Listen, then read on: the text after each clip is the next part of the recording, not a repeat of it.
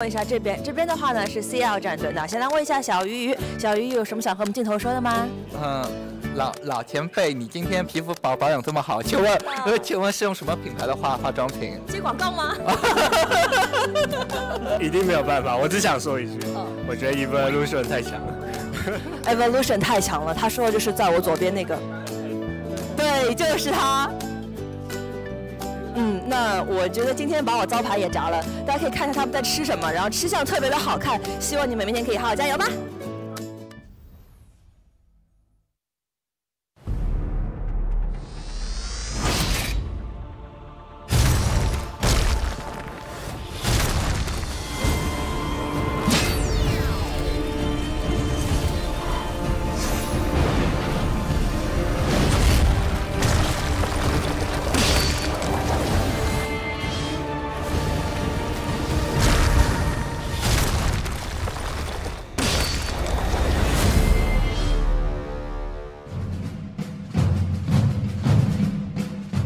Is down, 1 to go. It is Celestial taking on Lucky Future. My name's Cora Georgiou, and joining me, of course, Derek Brown again in the hot seat. It's been a pretty good day so far. We've had 3 very close matches, including the first tie of the tournament, the first one I've seen in a very long time. I think probably the last one we're going to be seeing as well. If things continue along the usual game plan, it's very unlikely to happen at the moment. But yeah, you're right, we've had a fantastic day here on day number 6. Orange making a fantastic 3-0 sweep with his Priest, reminding us once again why it is the top dog. Yeah, the Orange versus Pavel dynamic has been very interesting so far. We finally got to see them go up against each other today, head-to-head, and Alliance ended up taking out Evolution. Granted, Evolution has already earned their spot in the winner's bracket, but for Alliance, this win was quite big. Now they're at 3-3. If they win their match tomorrow, they will also be guaranteed that winner's bracket spot. So that has to be my favorite match of today. Of course, I'm a little bit biased as we were casting it. But that last one as well, Planet Odd versus OM, getting that tie in the first series. Of course, having to take a little bit of a break because I don't know that we planned exactly for what would happen in that scenario, but now it's going to be Celestial taking on Lucky Future. LF first up on the stage. As we see Lucky Future taking the stage here, haven't had the best run so far in the GCWC, but starting to pick up as it gets into the later stages of the tournament. Taking their victory over OM, as we saw in the interview beforehand, was of pivotal importance to them, as that was a kind of rivalry between the Chinese teams. So it's really nice to see them getting a little bit of momentum going in the later stages of the group stage, especially because of their very kind of wacky off-meta lineup we see from them. Yeah, they are one of my favorite teams to watch just because of the really unusual deck choices that they have brought. They have both Kazakus Warlock and Kazakus Mage, and they have been working for them over the last couple of days. We'll have to see if they have what it takes to take down Team Celestial. Tiddler Tom and Mitsuhide have also had a couple of good days. They're sitting at a 3-2 record now. Yeah, starting to turn around a bit for Mitsuhide in particular, which is very, very nice for him because I believe it was up until yesterday he didn't have a single win in the tournament so far. But I'm sure even though he wasn't winning games when he was playing, because of his immense prowess in terms of deck building and lineup construction, I'm sure he was a real boon to the team, just with, along with Tom60229, their very powerful but very different deck building styles hopefully came together to give them a strong, cohesive lineup. Yeah, and then of course you've got Tiddler, who's been around the Hearthstone scene since its beginning, and so with the 3 of these players really together, Tiddler, who's been around for quite a while, and Mitsuhide, who's definitely on the come up, they have formed a very cohesive team. We will have to see, however. My thinking is that Celestial's probably going to be a little bit favored here, but LF has surprised us in the past. They certainly can do it again, and it is going to be Priest bans, first of all. The one time we did not see the Priest ban today was from Evolution, and they got sorely punished as Orange swept them 3-0 with that Priest. Yeah, I think the players have learnt their lesson now, that unless you're trying to scout out some extra information from your opponent and therefore leaving the Priest up, you just need to get rid of it because it is too strong. And that's why for the first 3 or 4 days, I think, of the tournament, we saw 100% Priest bans. But as we see the Rogue being banned off by LF here, sorry, 4 LF. That is going in, you know, it seems to be making sense. It's going along with Celestial's usual strategy so far this tournament, where they get rid of that very aggressive deck to allow their slightly slower decks like the Quest Mage or the Corpse Taker Paladin to get a little bit more value against the later game decks. Yeah, we'll have to see if this ban strategy pays off yet again. It has, of course, been the most traditional ban strategy, the Priest alongside either the Rogue or the Druid, and then depending on whether you have an additional aggressive deck like the Tempo Mage from Alliance, you want to keep that Druid up, or if you have a Control Warlock build like TSM, you want to leave that Rogue up. So that has been the most deciding factor in the bans, but generally they have been pretty standard. And for both of these teams, they do still have the potential to make that winner's bracket. Celestial, if they win this match, will have earned their spot. LF will be knocked out, so Lucky Future needs to win this match and their match tomorrow, but it is still possible. It's going to be LVGE up to bat first, who has only played Warlock thus far and has a pretty lackluster record with it. That's right. We saw him take those 2 wins in a row. I believe it might have been against Evolution that was such a nice way to get that deck going, because we really haven't seen it perform so far, but we do now see him step up to the plate with this Kazakus Mage. We haven't seen it working out too well so far, falling down against the more aggressive Burn Mages, but I feel like there is the potential here for it to make it work. We saw from Tom60229, actually their opponents in this series, when he was bringing it to the Summer Championships. It is far from a meme deck. There is some real potential for some super value. It is rather unusual to see this build of Mage over just a Quest Mage or a standard Burn Mage, but they have been finding some use out of it. We'll have to see if they can get an early win up against Tiddler, who has a mirrored record to that of LVGE, but he's used a couple more classes. So up against the Mage first off, we'll have to see exactly what he has queued up. It is going to be the Paladin. Ooh. This is a great queue for Celestial. Very, very aggressive, and because of the inherent inconsistency of Kazakus decks, it is less likely that they find the removal that they need to deal with the early game from a Paladin deck. I think you're probably right, especially because this Paladin deck seems to be teched less to deal with the quicker decks, because you've got some quite heavy cards in there like Bone Mare to activate, like the Stormwatcher to activate the Corpse Taker. It might provide some extra late game value to go up against the super high value deck of the Kazakus Mage. In the meantime, LVGE going to be looking for early game clear. If you can find Volcanic Potion, a Doomsayer, Frostbolt, anything to shut down the early game Murloc synergies. And then, of course, Kazakus is going to be absolutely massive. You have Blizzard and Flame Strike in the late game. So this Mage deck absolutely can get the job done, but it's going to need to get past those early turns first. It is indeed, and what a few early turns we have here for Tiddler. Obviously, LVG, given that they are on the coin, have the option to go coin into hero power to kill off this Grimscale Chum, but I doubt that is going to be the line of play, given that they have the Babbling Book to get things going, which means Tiddler could get off to an incredibly explosive start. Yeah, this is just about as good as it can get. The Tidecaller or Vilefin would be maybe a little bit preferable to the Grimscale Chum on 1, but now it's just about as good as it can get. Yep, I think when the Murloc Paladin deck was first theorized shortly after Ungoro's release, people were saying, you know, maybe it doesn't have what it takes because Murlocs hadn't really been that good before then.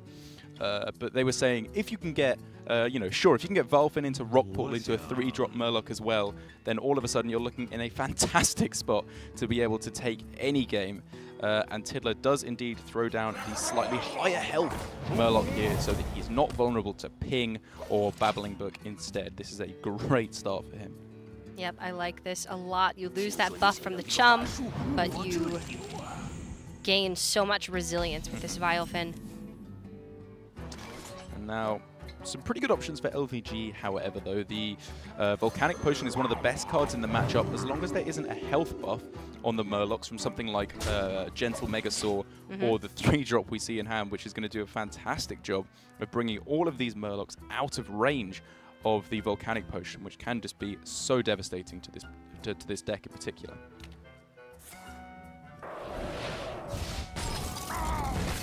So LVGE, as we thought, is forced to play cleanup in the early turns, and Tidler needs to keep pushing his initiative as much as he possibly can.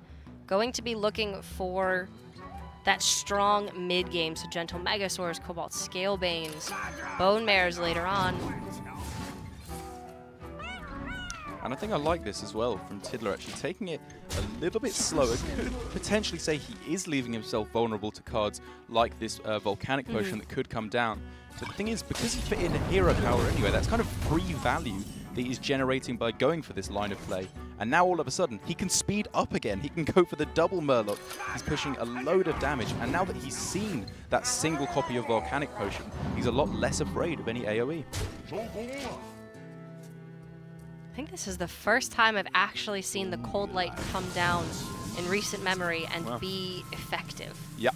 It is not a necessary tool in any Paladin decks, Murloc Paladin specifically, but when you do choose to run it, you're going for increased early resilience at the risk of losing some mid-game and late-game potential. That's right. It's more about securing the early game rather than applying extra damage, which means it's kind of in a weird spot because it's best against board-centric decks like Rogue, because you can give yourself higher health totals to take preferential trades. But against Rogue, you're very often going to be behind on board, which is why we often see it not included in these Murloc Paladin decks, especially when you're trying to make room for the Corpse Taker package.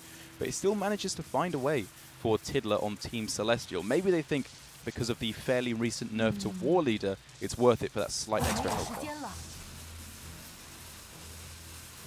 Need to find the resilience somewhere. This is certainly a great place to get it, but a Kazakus on 4 and a Potion on 5.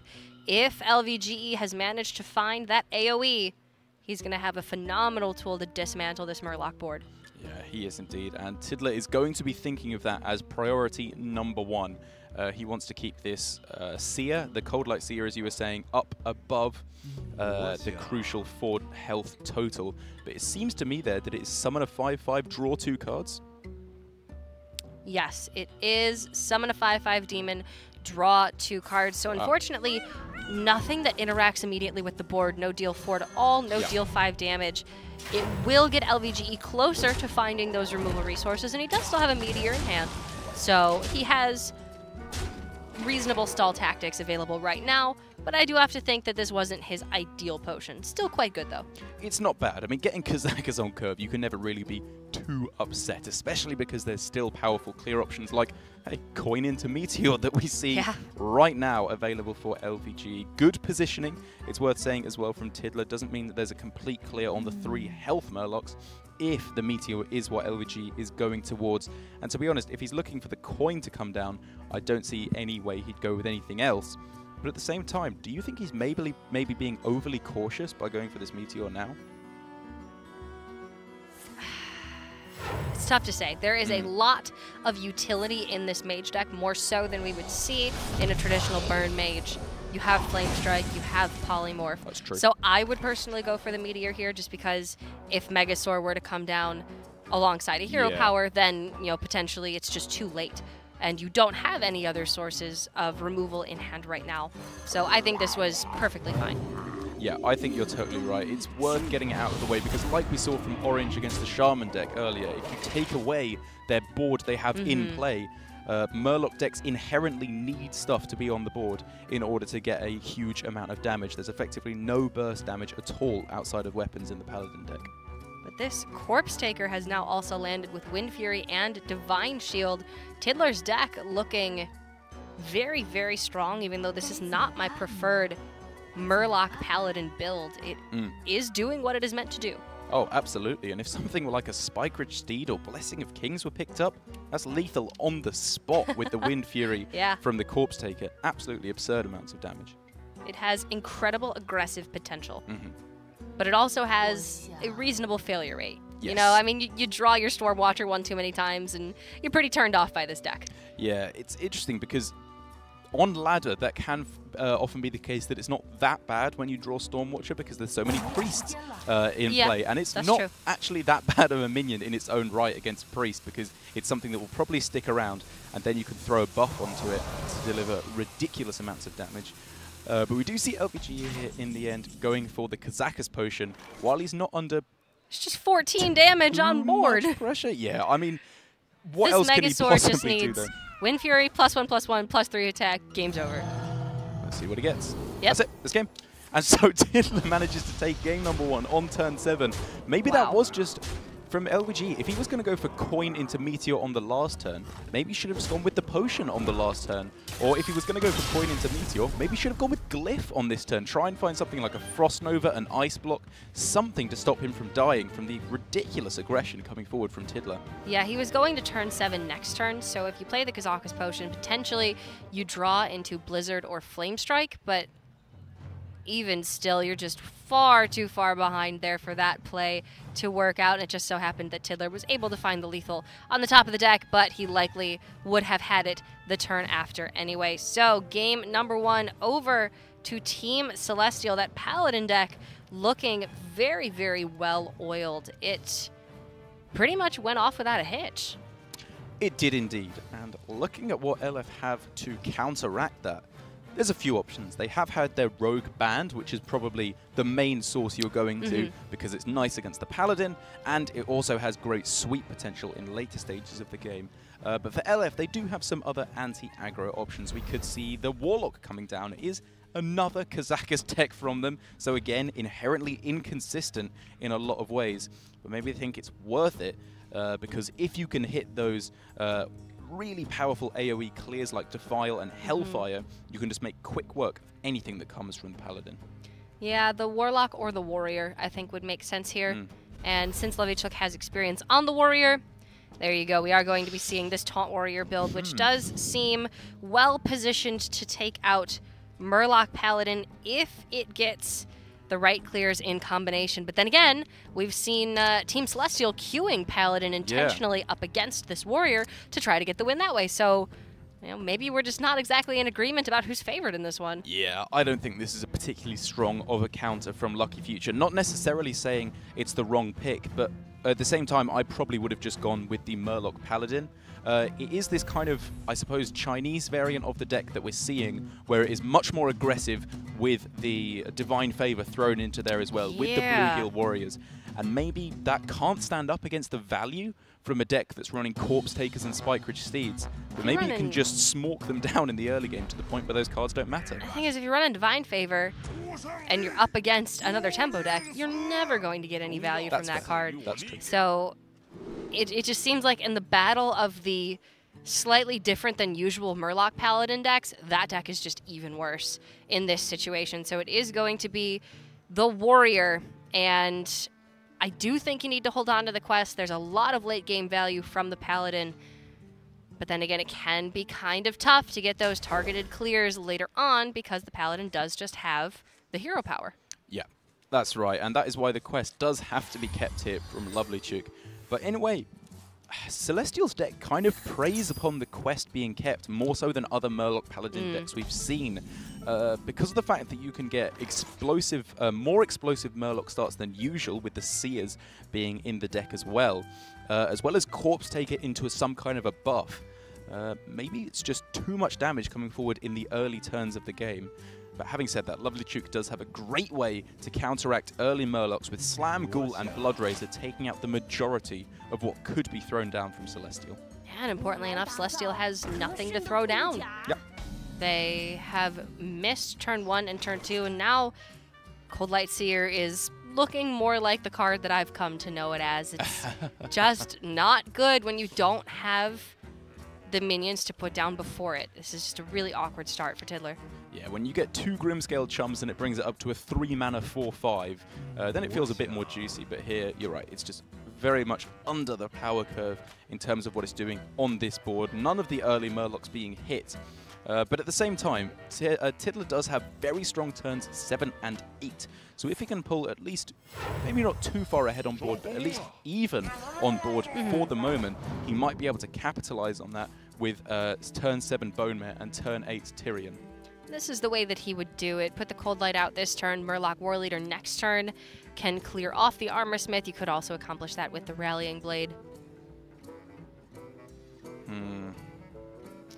I think I like going for the slam here. By going for this play of coin into seer, it's very much to me indicating that Murloc Warleader will probably be coming down on the following turn to make clean work of this Armor Smith. This also sets up perfectly into a Blood Razor to take that out. Well, the Warleader is an option,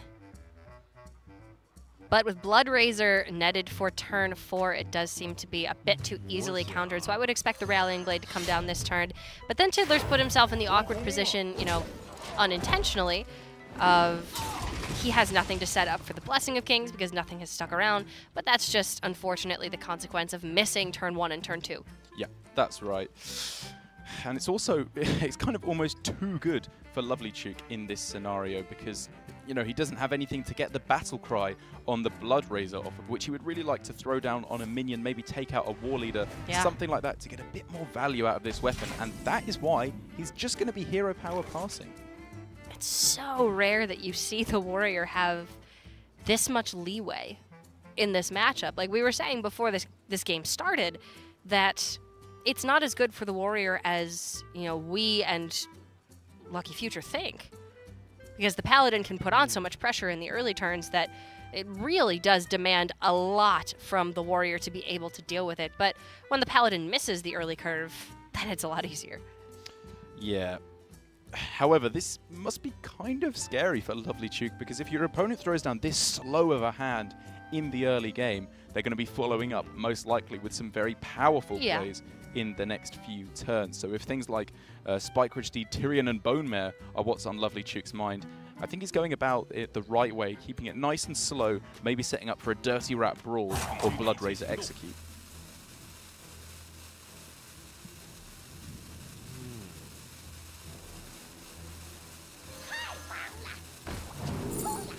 Tidler going to use as much of his mana as he possibly can this turn.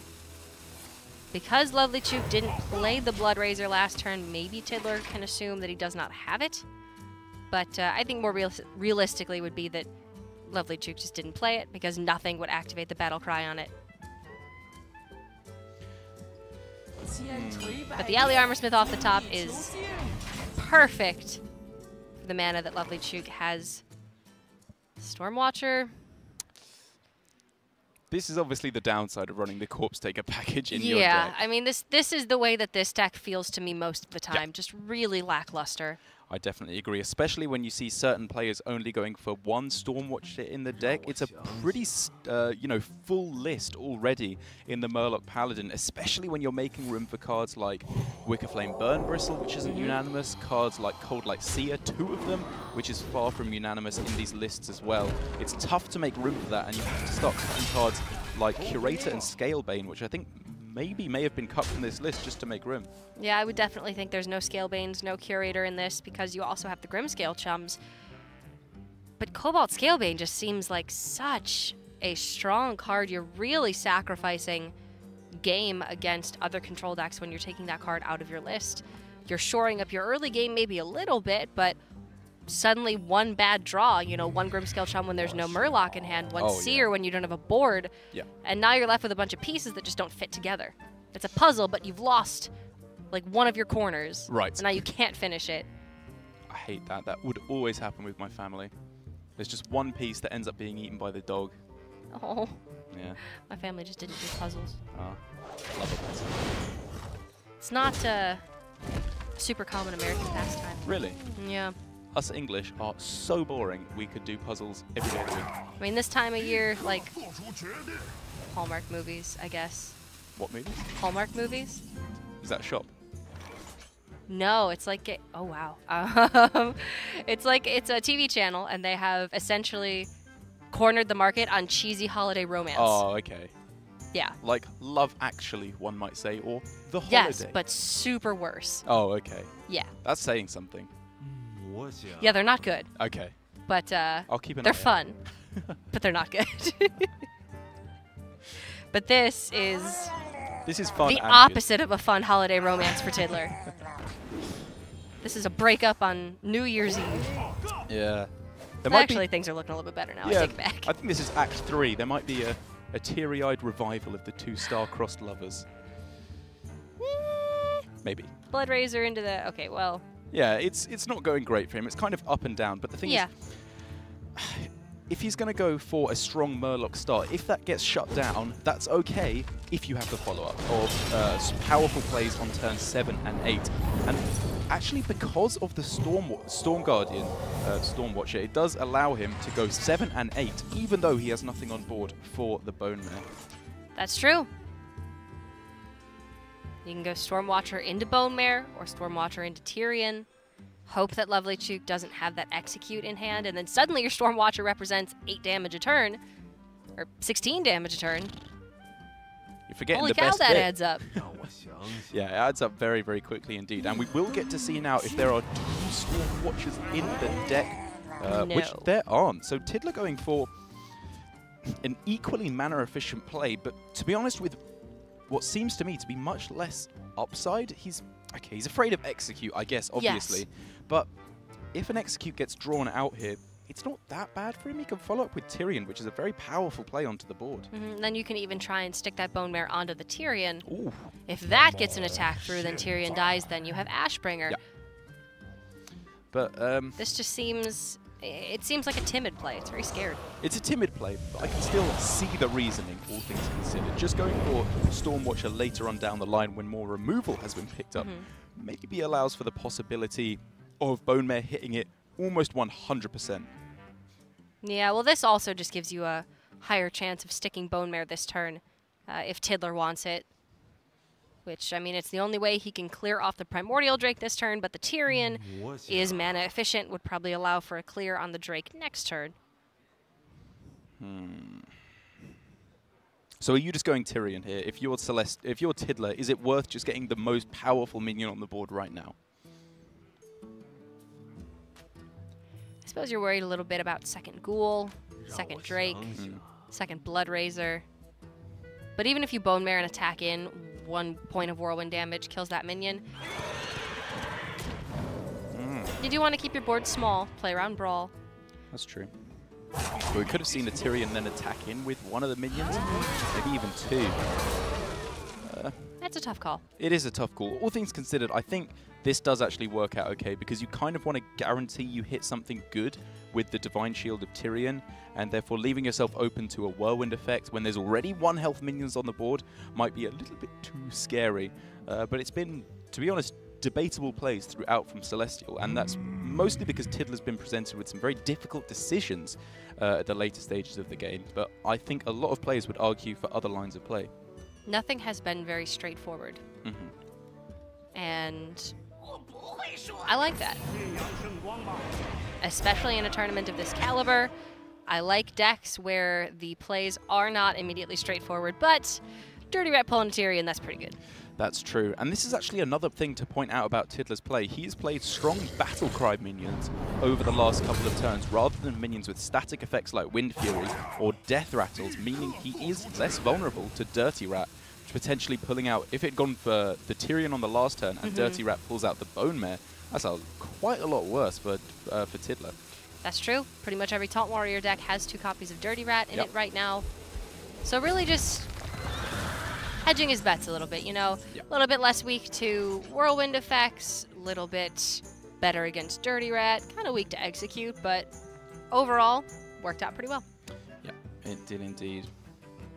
And so, going into the next few turns, to be honest, I don't know. I'm not actually sure who I peg as particularly ahead here, because the thing is, Lovely Chook, if he gets 1 more taunt, he has the ability to complete the quest, and if he can do that soon, I think he just wins.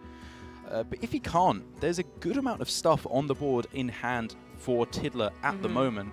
But because I think he's very possibly omitting Curator in this list to make room for his other stuff, he might not be able to catch up.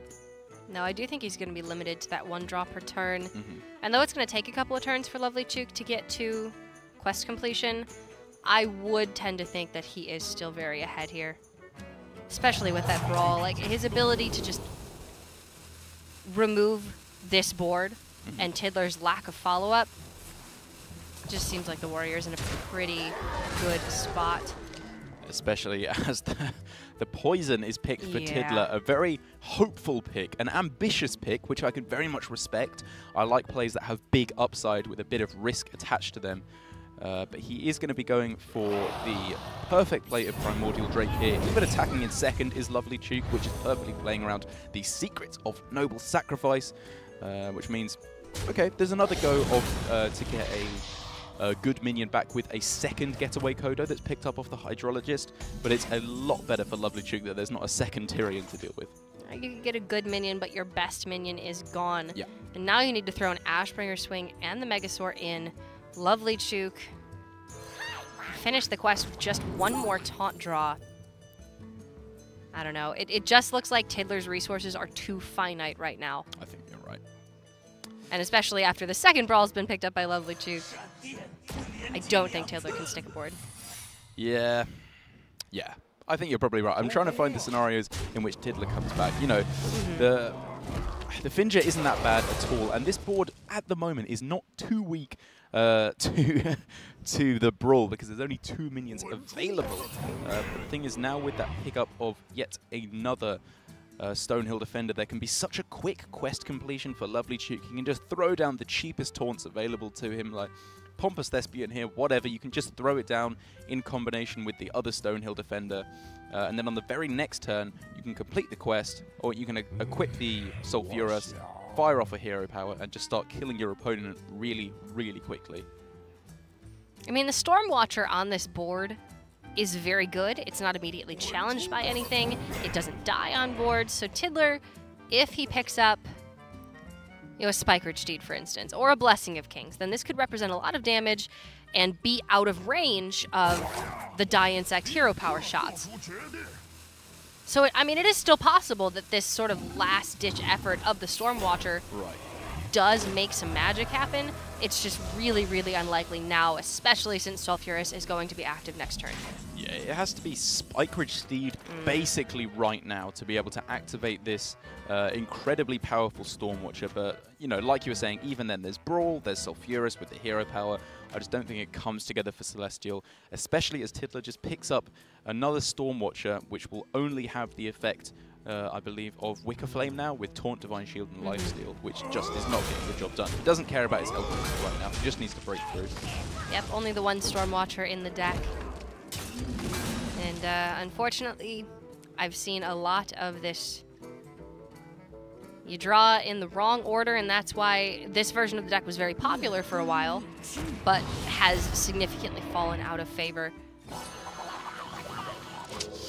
And now with Finja on the board, it's all in from Tidler, but to be honest, he has to smell that there's a Brawl in his opponent's hand. There's cards that have been there for so long now. The one on the left been there since pretty much the start of the game.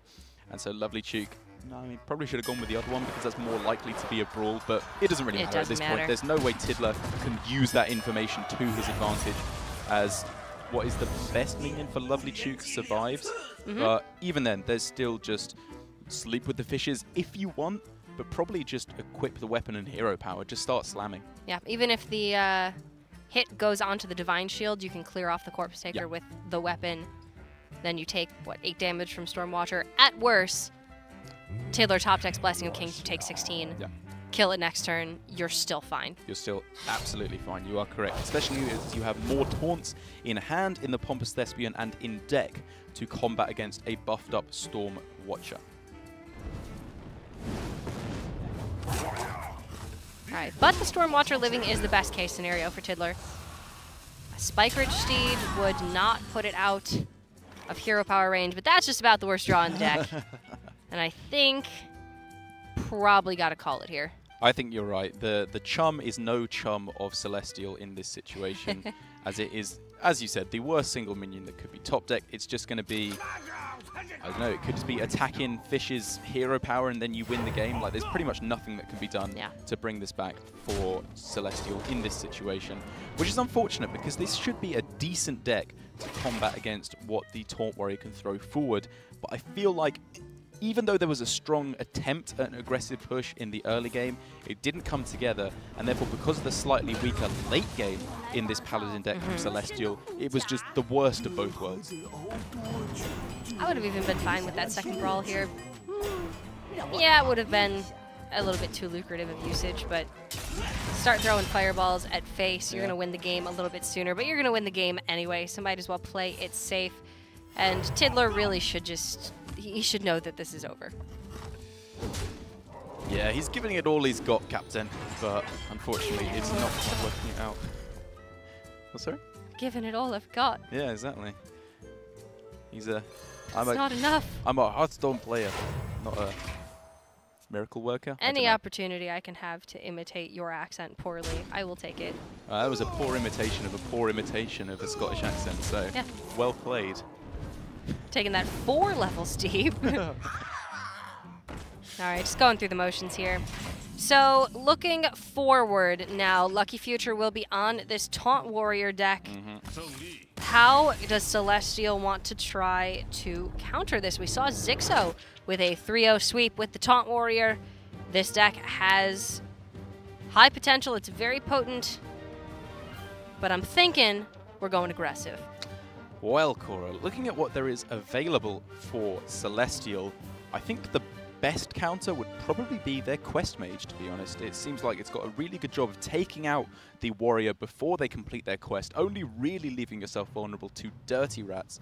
But then the problem is you have to win 2 games here to take the series, and Quest Mage is one of the most counterable decks in reaction to if it beats the Taunt Warrior. So like you're saying, I wouldn't be too surprised if we do see something like the Rogue coming down here for Celestial. It's got a great chance of just running over the Taunt Warrior in the early game or outvaluing them in the mid stages of the game. Well, now that it's Mitsuhide who will be playing next, I would think maybe we'll be seeing Warlock. But I do agree with that Quest Mage prediction. And the thing is, yes, Quest Mage is easily countered, but Celestial won game number 1. That's true. So even if the Quest Mage wins here, Lucky Future counters it, Celestial has game number 5. They have the deck choice. They have that edge. So I would not mind the Quest Mage pick here. Yeah, I wouldn't either, to be honest, especially as we saw Planet Odd picking it quite early on in the last series. But you are correct in your assumption of Zoo. It has the double benefit of being, well, I suppose triple benefit. It's pretty good in this matchup. It's got nice sweeping potential, and we already see 30 out of 30 cards. So going into the rest of the tournament, they will not be revealing any extra information, which is kind of important for them because they have now revealed 7 of their 9 classes throughout the tournament. So a lot of information already shown, and they're going to be wanting to conceal every secret they have left. Yeah, the priest not been revealed, but we can probably peg that as a Razaka's priest. So not a lot really remaining that Celestial can actually keep secret. But I do like this Warlock pick. It has significantly more mid and late game than, you know, Zoo Warlocks of the olden days. Right. And it is just about as equally as aggressive as Rogue in the early game. So put as much pressure on the warrior as you possibly can. Maybe it's not a guaranteed win like Quest Mage almost would be. Yeah. But you're giving yourself a better chance to just win 2 in a row. Yeah, I think you're right, especially as these decks, like you're saying, it's got less aggressive in the early game than we saw in the Zoo decks of old, especially because basically all aggressive decks at the moment are do whatever your class lets you do in the early game, and then go 5-drop Ken, Bone Mare, Lich King. That seems to be what all the aggressive tempo-based decks are doing now, which, as you said, allows them fantastic late-game potential against decks like Taunt Warrior, Control Mage, or Control Warlock. The aggressive decks that are prominent in the meta right now are not the aggressive decks that I'm used to from Hearthstone, That's right? Yeah. Like, when I think aggressive decks, I still think Old Face Hunter, Pirate Warrior, like Aggro Druid. Like these, we call these aggressive decks because they're as aggressive as the meta gets right now, but they're really more mid-range style decks. Like they're not aggressive decks, really. They're aggressive decks, but they're not face decks, I think is the difference. They're not proper Smork decks like the Bluegill Warrior, Wolf Rider Hunter decks of old. Those were the days. Those were the days. But I mean, even just as recent as Pirate Warrior, right? Pirate Warrior could play the board game a little bit, but it switched to the face plan much faster than Rogue or Zoo Warlock do nowadays, whereas they still play primarily on the board. There's some charge minions in the Zoo, there's a Leroy in the Rogue, but really you're still playing that board-centric game plan. So it really is interesting to me to see how the aggressive meta has evolved over time. I'm excited to see, especially since the new expansion is dropping on the 7th, will we be getting new aggressive tools, or will the meta still be focused primarily on tempo and control decks? It's interesting because looking at the cards we've seen so far, it seems most of the aggressive options are kind of taken by Warlock. We see some very powerful self-damaging minions in the Kobold Librarian and some other horrible demon that I can't even remember the name of. Yeah. That is a 2/4 for 2 mana. Very aggressively statted minions that allow for complete early board game dominance. But again, it'll be interesting to see, does it even make it into the 2 mana card? Does it make it into Zoo decks with the power of Keleseth at the moment? I mean, they look incredible on paper, but is it stronger than the high roll potential of getting Keleseth onto?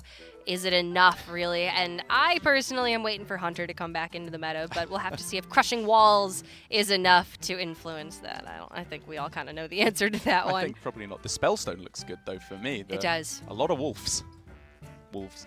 Wolfers. Yeah, the potential to summon 4 3/3 wolves for 5 mana. There have been some really insane cards teased very recently. I think we're going to be getting the final dump very soon in a stream with Day9 and Ben Brode. So I'm looking forward to that, even though we will be playing in this meta for the duration of the tournament. But we are ready to get into game. It is going to be the Warlock from Mitsuhide up against the Warrior from Lovely Chook. So I have to say, given Mitsuhide's playstyle in this tournament, and I know he's played a lot of these decks that we keep talking about, the tempo-based mid-range decks, I like his chances here. I think they've got a good list to do it with. They run double Vicious Fledgling, which now that Warax is all but never seen in these Taunt Warrior decks. So bad, man. Yeah, it's a perfect way to throw down something on turn 3 and demand an answer. It has to be Blood Razor on the next turn, as, I mean, Mitsuhide gets the best legendary to get at the start of the game, and the worst legendary to get at the start of the game. I'm experiencing a roller coaster of emotions with this hand. I think all in all, you're happy. I think you would rather get both of them than none of them, but that's an interesting question to pose to the pros, because the biggest benefit of Keleseth is pulling out patches from your deck as a buffed card. It's just the most ridiculous tempo swing. It's beyond anything that should be allowed in Hearthstone.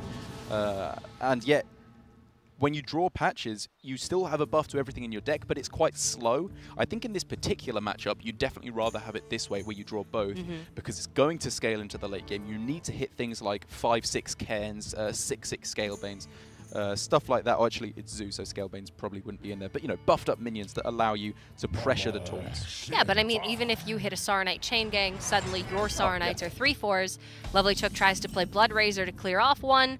Now it doesn't do the job. So the interactions do tend to favor the Zoo once the minions have been buffed. At the very least, they make the removal a little bit more awkward for the Warrior.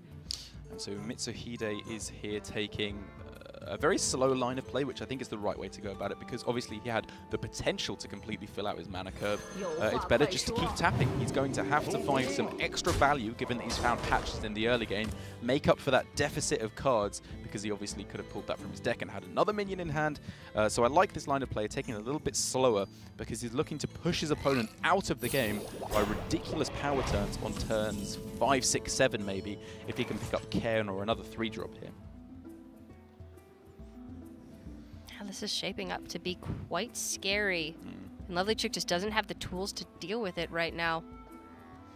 And Mitsu can preserve his board.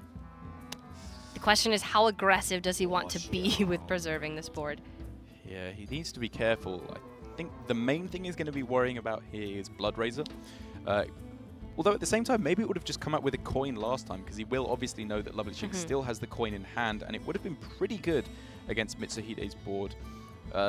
But, you know, he'll probably be leaving the Tar Creep up here, because Soulfire doesn't quite trade perfectly unless you go for the patches, and you really want to play the Councilman on this turn.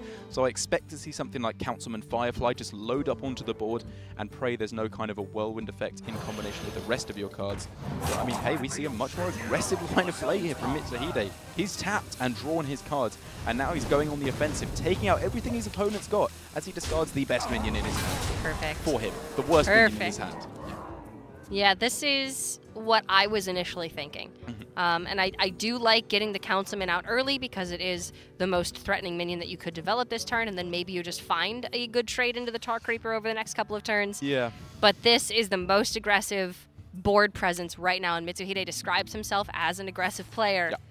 This is a lot for the Warrior to deal with, especially now that Mitsuhide can get a guaranteed read that there is no Blood Razor here.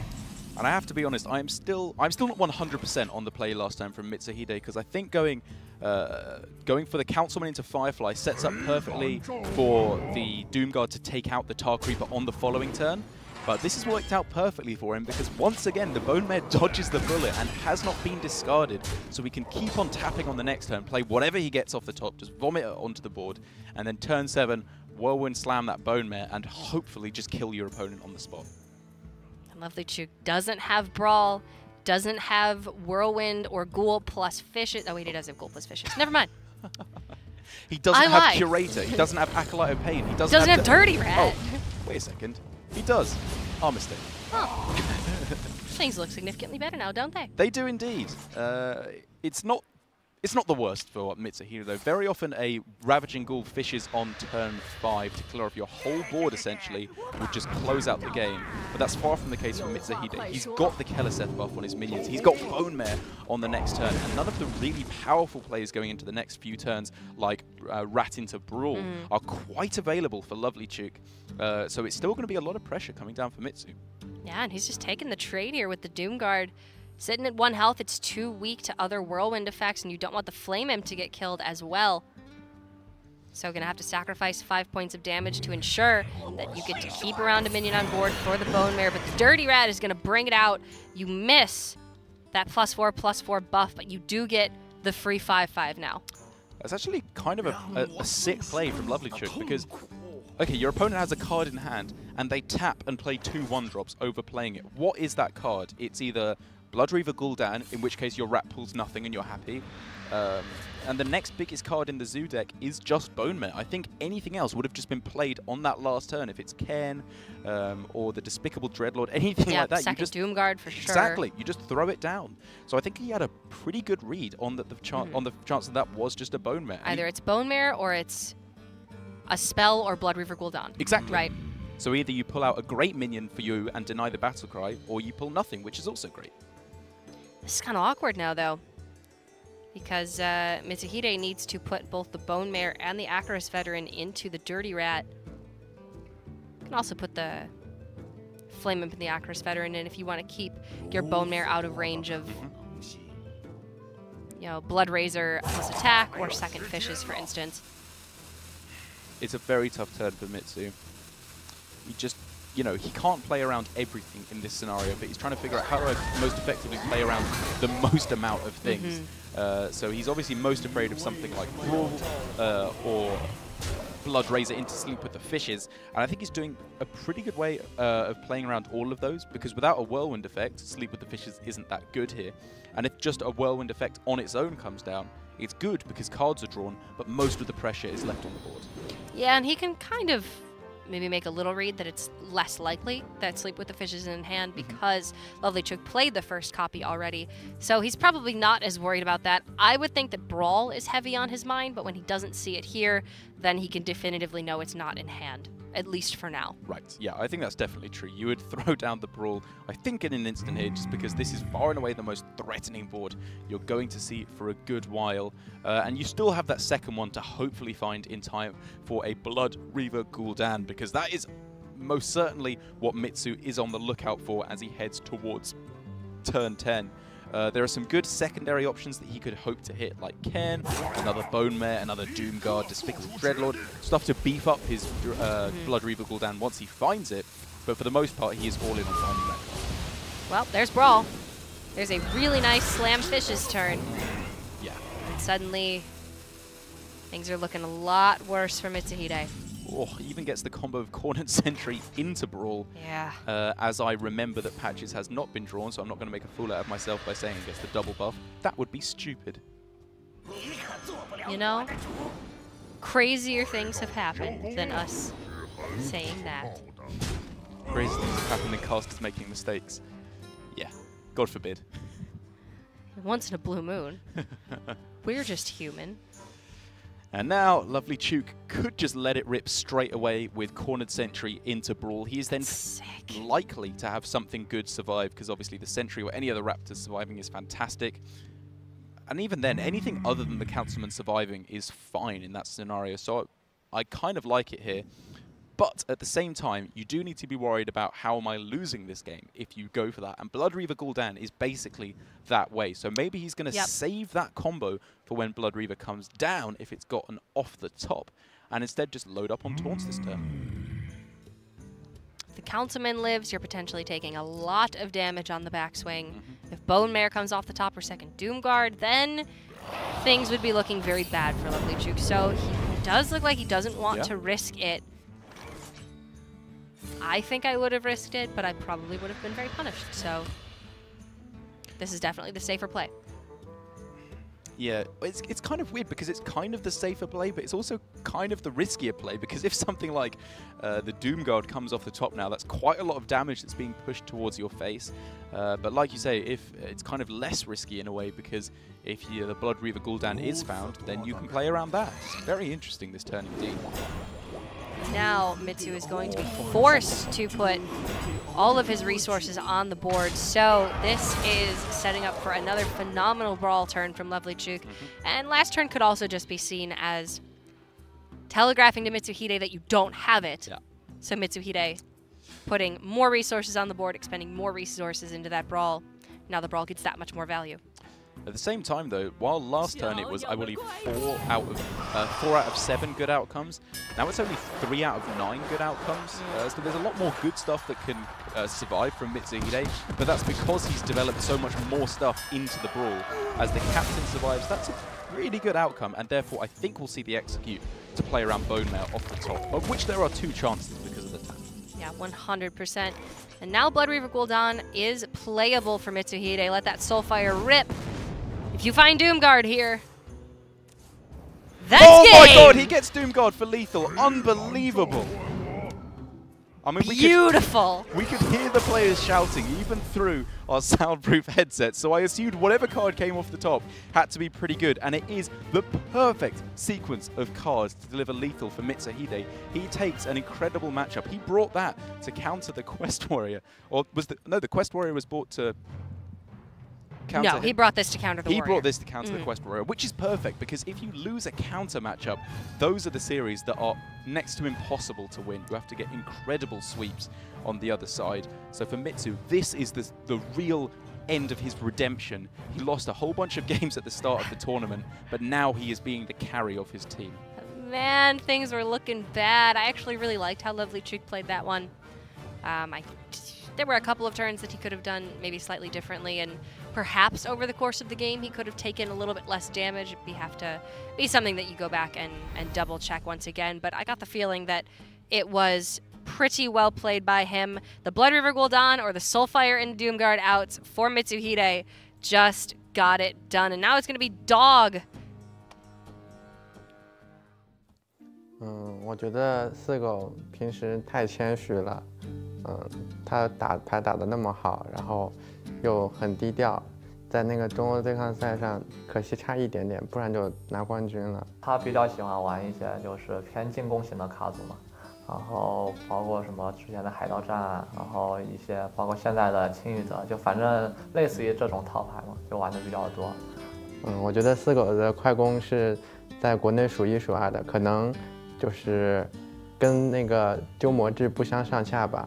刚刚洛基也说到，四狗毕竟是和鸠摩智一个水平的男人，这次比赛又没有鸠摩智，那么感觉就差不多稳了呀，对吧？基本，毕竟他是鸠摩智又不参赛，那就没有敌人了。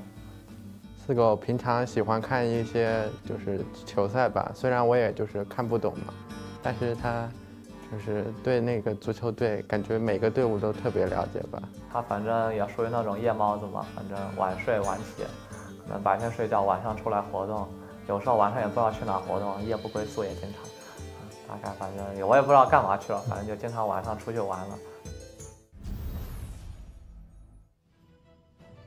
I feel like I've seen Dog's dating profile. I know so much about him now. He's a knight person. He likes aggressive decks. He's scared of Omega Zero, but fortunately Omega Zero is actually casting this tournament instead of playing. So Lucky Future seems to think that there is nobody to stop Dog's reign of Hearthstone terror. He's going to be bringing out the Shaman to try and get Mitsuhide out of the hot seat.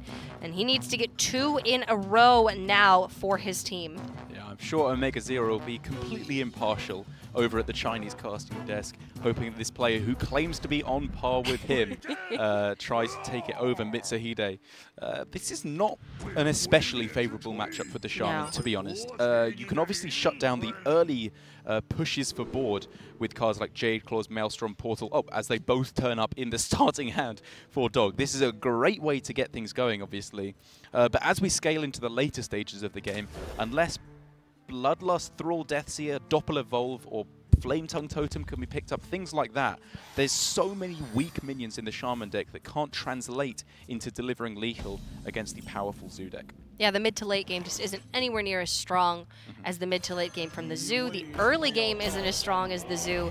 The thing it does have going for it is stronger AoE potential. So that Devolve Maelstrom Portal, the Jade Claws for some value from that weapon. That's how Dog is going to need to get his edge in this game. And he has found a couple of those resources in the mulligan. He has indeed, and he makes the only play here that allows him to play around Coin into Vicious Fledgling. He probably isn't thinking about that with this line of play. He's just thinking, hey, I'll bring something down to 1, finish it off with Maelstrom Portal on the following turn. But on the next turn, if Coin into Vicious Fledgling comes down for Mitsuhide, which it very well could do, the only thing he's losing, that he is dying to there, is Maelstrom Portal or Flame Tongue. And it was a full mulligan, so he probably isn't expecting that good of a starting hand from his opponent, but it's there. Yeah, this could be Maelstrom Portal or a Patches pull off of a Pirate. There's a Stonehill in the deck for Dog. Have we seen this Shaman deck before from them? We have not. No, you're right, we haven't. This is the first time we're getting a look at it, and it seems to be fairly standard from what we're seeing so far. We've seen from Team Celestial themselves, their Shaman deck seems to be... Oh no, I'm mistaken. Team Celestial have Baiza's Shaman deck. We've seen Hungry Crabs in a couple of the Shaman decks to try and counteract Murloc Paladin. But this seems to be a little bit more standard from what we've seen so far. Yeah, maybe a little bit heavier with that Stonehill Defender in the deck still that can be removed and replaced with cards like a Locka Crawler or like Hungry Crab, depending on what you are trying to counter here. The Flame Tongue Totem off the top is actually great because now the Blood Imp goes in, you can play that Primal Fin Totem down, and Dog has managed to keep a lead here in the early turns. This is fantastic. This is where you start pulling ahead as the Shaman, because without reactive cards in the Warlock's arsenal, they can't take out preemptively this Flame Tongue. So they have to keep throwing stuff down as lambs to the slaughter, as this Flame Tongue will machine gun down, firing off Murlocs at all of the minions coming down from Mitsuhide. It's just not going to be there for the next few turns. But Mitsu did pick up the Keleseth. He's got Despicable Dreadlords in hand. If I were Dog, I would have been very tempted to go with Saronite Evolve this turn. Ooh, interesting. Keep pressing that advantage. I'd kill off the Keleseth, and a couple of 5-drops can do you a lot of good, especially going into a powerful Doomguard turn from Mitsuhide. Yeah, that's true. I think I disagree overall. I think the Flame Tongue Totem in play at the moment is too strong to evolve it at the moment. You want to cash out the value that you can with that, and then if it eventually dies off, then you follow up with Chain Gang into evolve. That's like a nice second wave if anything goes wrong. But it's a very interesting point and could definitely have been taken. Said it was tempting. It was very tempting. It's very tempting. The Jade Lightning off the top is phenomenal here as well. Dog has had a great start, exactly what he needed to combat this opener from Mitsuhide. It's not a clean trade with the Jade Lightning. You would have to give up an additional minion on the board, and you kind of want to keep both of them around. I think in this scenario, you just kind of put your hand over the Flame Tongue Totem in front of your face, pretend it's not there, and then all of a sudden, hey, that's a perfect trade with the with the Stonehill Stonehill. Defender. Oh my That's gosh. perfect. Just pretend that's not there, and Dog is feeling great as he accepts he's going for overkill by 2, but it's definitely worth it as Korra is trying to perfectly line her fingers up in front of the Flame I Totem. got it. I'm proud You're of you. absolutely right. That Stonehill Defender normally only has 1 attack. That's kind of like the streams where players put like a piece of card over Yeah, all so they the can't get things. stream sniped. Yeah, exactly. Or just everything that isn't the opponent's face and then their side of the board. So the only place they can click is their opponent's face for the true discerning smart gamers over there. Saronate Evolve, Galaka, this patches. Ooh. Ooh, this is a phenomenal evolve. Blood Queen, Lanathel, Wickerflame, Burn Bristle. Yeah, it's not bad actually. Nemzi Necrofizzle makes an appearance. This is great.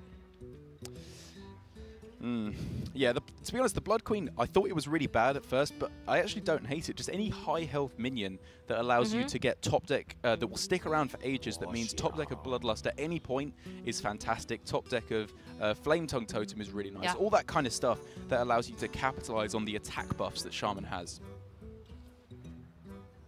Yeah, you're not so much looking for lifesteal value here as Dog is still at 26, but any resilient minion, like, it's not a bomb squad. Yeah, it's not a So bomb I'm squad. happy about it. Yeah, I think you'd rather have the high vanilla stats like Draconid Operative or something For like sure. that in the perfect scenario. But it's really, as you said, not bad, especially because there's actually quite a lot of pressure coming down towards Mitsuhide. Dog has pushed a good amount of pressure in the early stages of the game. But going forward, his hand is not too strong. He is going to be very sad that he picked this Primordial Drake earlier on. Maybe he was just expecting to fall behind, and it's gone way better for him than he anticipated. Well, he is still ahead. The Jade Lightning as well is a phenomenal pickup, 3/6. 13 damage? Yeah. With the Devolve. Is that one-off lethal?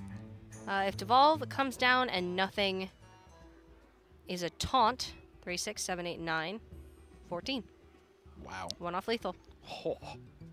Can you go for that? Are you afraid of more taunts? There's quite a few in the deck for Zoo. I don't know that you want to devolve the Bone Mare into a 6-drop is the thing. Like, you have a pretty clean kill on the Dreadlord with Blood Queen. Okay, okay. I've got to be honest. I was looking very quickly at a devolve there because giving your opponent a random 4-drop is a lot better than what's on board there. Yeah, I guess this is okay though because you are saving that devolve for any other stuff that can go terribly wrong, like Chain Gang or second Bone Mare. Is this Malkazar Doomguard? Or do you feel like you can put up Saronite Chain Gang and be safe? Man, you are playing with fire with that play, but I love it. There's a lot of 3-mana taunt minions. We see 2 of them on the board for Dog right now. Yeah. But Doomguard itself just lets you clear off the Ironfur Grizzly and the Wickerflame Burn Bristle. You're not dead on board, He but has you're to dead be afraid of to a devolve. lot. Yeah. Mitsu has to be afraid of devolve, but maybe he's more afraid of burst from hand. Yeah, but here's the thing. It's Devolve on one hand, or Flame Tongue Totem, Jade Claws, Bloodlust. Yeah. Yeah. I think You gotta go with die this. to Bloodlust either way. Maybe that's not... yeah, you would die to Bloodlust either way. But the thing is as well, you've seen 1 Jade Claws and 2 Jade Lightnings, which is a lot of the damage already taken out. You've also seen 1 Flame Tongue Totem, so it kind of works out about evenly as Dog does end up getting no taunts off of the Devolve. Mitsuhide does end up taking the loss. It is up to 2-2.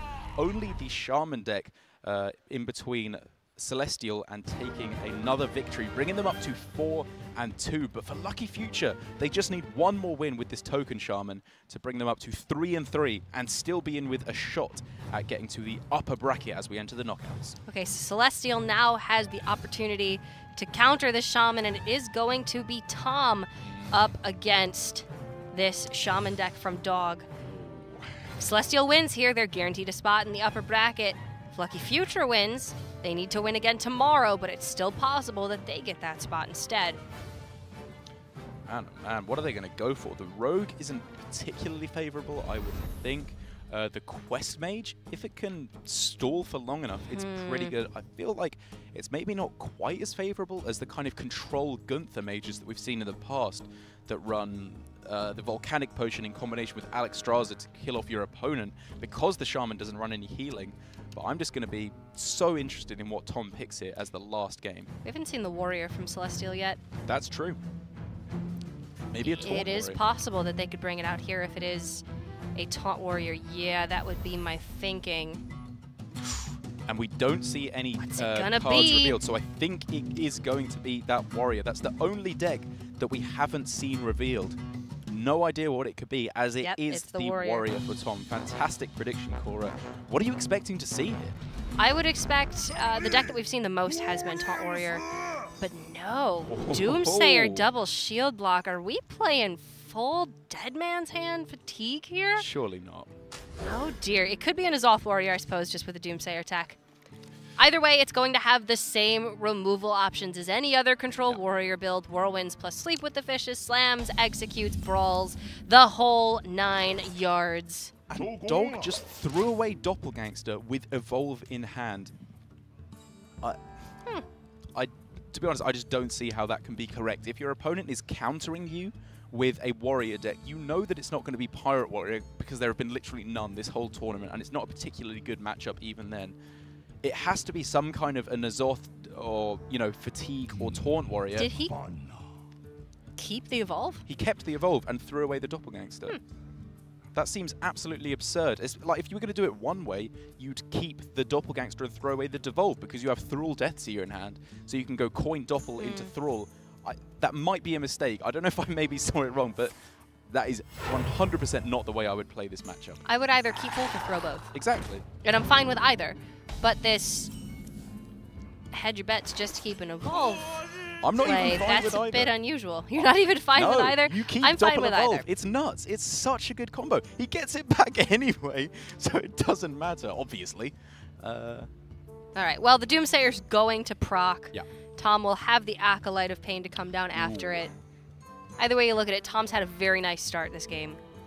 Yeah, he has indeed, especially as Dog won't even have the ability to throw down Jade Lightning onto this Acolyte, so it is going to be drawing at least 2 cards when combined with Slam or Whirlwind on one of the following turns. Man, I'm really curious to what this Warrior deck is. We have not seen any indication of if it's a Dead Man's Hand Fatigue variant or if it's a N'Zoth Warrior yet. Could still be either. Yeah, I don't think we've seen pure Fatigue so far in this tournament. We see a Dead Man's Hand. Checking the first box. That's Uno. The second box is second Dead Man's Hand. Okay, there's no more boxes. Yeah, I want to look at the screen there, as it is the N'Zoth Warrior, very clearly, as you would not run that in the Fatigue variant. Yeah. This is still a nice matchup, and it's a fantastic start to get things going for Tom. Now, all he needs to find is things like Blood Razor, Sleep with the Fishes, making sure he keeps his draw high with something like a Battle Rage could be fantastic as well. Yeah, and you can actually, I suppose if your dog, get a decent read on what Tom's got in hand, because Tom used that Whirlwind just for a cycle this turn when he didn't actually need it to kill off the Manatide Totem. But Tom clearly is digging for additional cards from deck. He's not happy with what he's got so far. Yeah, we can see he's running 2 in this deck as well, which is not, I'm not going to say it's not standard, but it's not unanimous. Conventional. Yeah, exactly. You very often see 1 in the N'Zoth Warrior decks, as 1 feels like a really nice way to give yourself the highest chance possible of activating your Acolyte, as Dog throws down an extremely aggressive Whirlwind. This is so far from how I would play this matchup. Well, the Evolve was kind of necessary early on to try and deny 2 additional draws off of the Acolyte of Pain. But there's so much that Tom can have that would facilitate those draws anyway that I don't mind the Evolve, but especially now when you've got Doppelgangster in hand. I suppose you can go Doppelgangster into Thrall if you're feeling very, very lucky, and lucky future very well, maybe. But still, that is an earlier Evolve than we're used to. It is indeed. I didn't mind it, though. And I've got to ask you, Cora, are you feeling hungry? Am I hungry?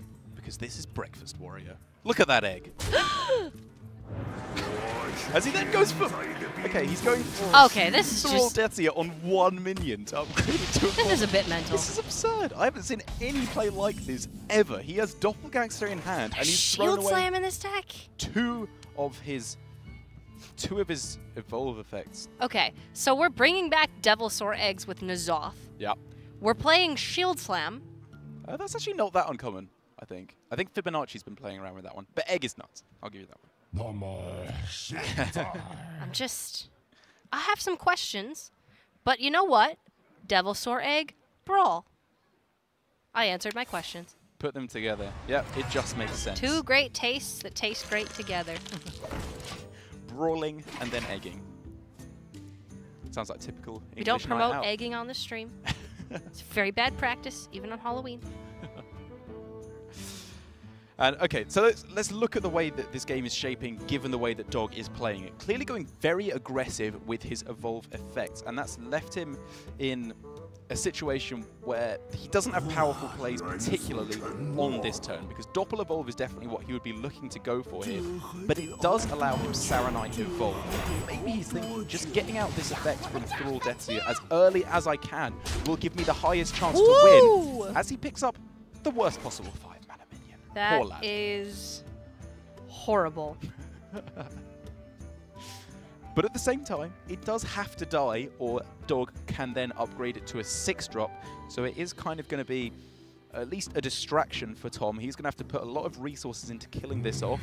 But at the same time, this is still just the most mental game I've seen in a long time from Dog. It just seems like Dog he's used his resources so liberally. Yeah. And against a control deck, Yep. which has ample amounts of removal, Oh, yeah. you need to go for a big board in one fell swoop, which is Doppelgangster Evolve or Doppelgangster into Thrall. I understood the early Evolve, trying to deny draw from the Acolyte. I didn't necessarily love it, but I got it. Right. But this has been a little bit strange. This has been very strange indeed. It does allow him Doppelgangster into hero power. But if he just throw down Doppelgangster and then hope to go for Thrall Deathseer on the following turn, I'd have liked that more.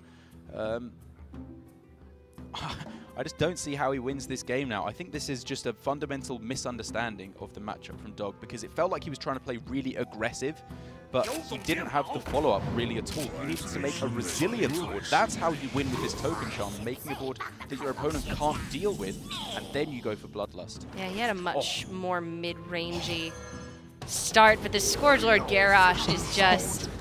that just about wraps things up, doesn't it, here? Whole board's cleared. You're sitting at a pretty 33 life. That is actually true. Dog should have upgraded the minion in the middle, because then if Tom wants to take them all out, he has to take more damage. That's true. So that's just a slight technical misplay. But I think that is far from the most egregious thing we've seen this game, to be honest. Man, I'm always so hesitant to use words like egregious or to call games right from the start. I think egregious is fair. This has been weird. This is not how I would have gone about this matchup at all. And okay, and not even so much the Evolve early on, I get it. Yeah. The Thrall Deathseer onto the 2-drop, that's what gets me a little bit. Yeah. Because you can even just have a couple of 1-drops in your hand, a couple of totems on the board, save that up and go for Thrall that way. Yeah. But thralling one minion just seems really wasteful. Yeah. And who knows, maybe he's playing 4D Hearthstone up in here, and we're just we're stuck in 2017. Exactly, and he's ushering Although into a new way. the TV in the lunchroom did say 1980. That's so true, yeah. Maybe it said it we've was gone back in January time. 11th, 1980. And, I mean, we could be. My hair's pretty big today. Yeah. Hobart Grapple Hammer, anyone? Ooh. That does, what, it'll upgrade his Jade Claws? Yes. Which sucks, actually, as it turns out. Yes. Yeah, maybe It we've got turns out, something like... bad card. Maybe, I don't know, King Mosh there might have been able to do something. Rotface, Nazoth. Rotface would have at least been fun. Yeah. Hobart is just not even fun. To be honest, I just don't even know. Like, I don't think that Dog could do anything in this situation to win the game now. Because he's used the Evolve, even if he gets Doppelgangster off the top, he's only getting himself 1 6-drop as opposed to 3. Bloodlust does nothing this game. The 2 Maelstroms do nothing this game. Tom could just play... I mean, play Nazoth right here as just the statted minion it gives without the battle cry. It gives you Devil Sword. And it's still... Oh, no, or the Devil Sword Egg. Oh, no, it was... it was devolved. It was devolved. No! Yeah. It gives you nothing. Hey, that's a buff Jade Claws right there. Hobart came through. Yeah, no spell damage available with the We're all Death Seer hero power active. There's just.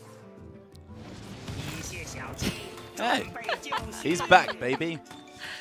It's like, hey, my airtime wasn't long enough. Yeah, Let's do this again. I mean, I think this can just be a concede any time now from Dog. There is no chance of him winning this game. No. Just hero power every turn and pass from Tom could end up winning the game, I think, in this situation. There's no top deck that can win Dog the game because Brawl will just take out any big minion. Now that the Hatchling has died, it could just be N'Zoth right here, but I guess maybe we'll see the Dead Man's Hand first. I don't know. It's going to have to be something incredible for Tom to lose this game. You certainly don't mind shuffling a couple of Brawls and a Blood Razor into your deck. Sleep with the Fishes when your hero power is a Whirlwind every turn now. This is the worst played game I've seen this tournament. I don't know what Dog was thinking this game. I mean, is there Doppelgangster Evolve outs that get him out of this one? Well, he has to get Doppelgangster and Evolve as the next 2 cards. Yeah, and he needs to get 3 Boulder Fist Ogres, except then there's still Brawl. Something like that, yeah. Okay, 3 Karens. 3 Karens. And then you end up with 3 Banes, and then Tom Brawls again, and then you lose the game. But no, you get 3 Banes, you upgrade one of them into... Felon, and then... Swamp King Dread, something like that, and then you still lose the game. You still lose the game, that's exactly right. And now with the pickup of Battle Rage, I think, well, I mean, I was thinking maybe he saves it and tries to shuffle it in with Dead Man's Hand, but he doesn't even have to. As the Diamond Matriarch comes down, there's no Devolve available here for Dog. Yeah, okay, well, he finds Hold Doppel. that, first of all. Yeah, I think you do just hold that. Hold the Doppel. You've got your thing from below. You need to really hope that Tom doesn't play Brawl in this deck. Oh, yeah, and I guess Hobart only upgrades the attack of the weapon. He doesn't even give the weapon a full upgrade. So, like, oh, there's Halloween. Okay, great. Good stuff. Oh my god, so now not only has Dog wasted all the cards he had access to, he's now going to have his whole hand discarded as Celestial take the game. That was an unbelievably easy game for Tom. He had a good start to get things going, but that was an awful game from Dog, and he did end up losing it. That was very, very strange. I would love to know what was going through Dog's head in that one when he won through the Doppelgangster but kept the Evolve in the early start. Okay, maybe you go for an aggressive early board that you're evolving a couple of 2-drops and 3-drops, and you're trying to push your early presence